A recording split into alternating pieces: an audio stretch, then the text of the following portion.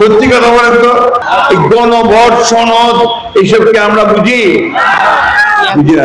Election সম্পর্কে, সনদ সম্পর্কে একটা দল বলতেছে যে গণভোট হতে হবে নির্বাচনের আগে, তাই না?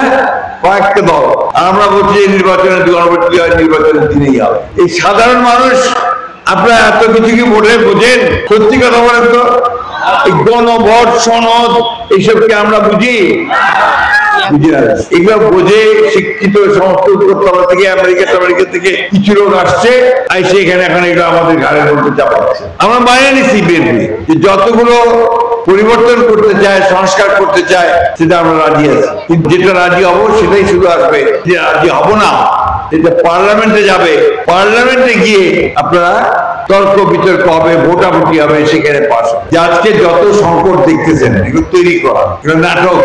মূল ঘটনা হচ্ছে দেখতে সমস্ত মানুষ এরা অত কিছু বোঝে না, ওরা শুধু ভোটটা দিতে চায়।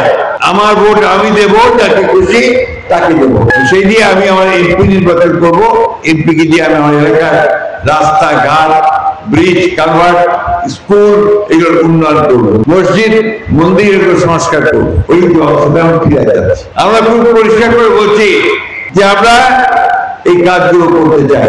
এখন সামনে আমাদের ভোট আসছে, নির্বাচন।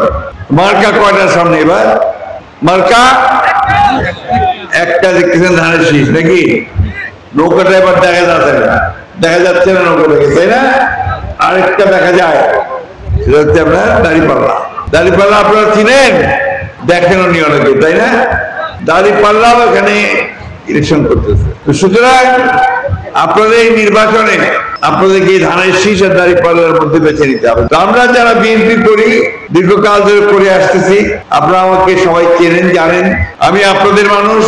আমার বয়স এখন অনেক হয়ে গেছে, 78 বছর বয়স। কতদিন বাঁচবো আমি জানি না, আর আল্লাহর হাতে। আমি সেই পরবর্তী নির্বাচনে আপনাদের সহযোগিতা চাই। আমি চাই যে আপনারা আমাকে ধানের শীষে ভোট দিয়ে আমাকে কাজ করার সুযোগ দিবেন। এইবার আপনারা আমাকে সাহায্য করবেন। ভোট দিবেন কিসে? জোরে বলতে হবে বাবারা, ভোট দিবেন কিসে? আমার মার্কেটটা ধানের শীষ, দয়া করে ধানের শীষে ভোট দিয়ে আমাকে আপনারা জানতে সুযোগ দিন।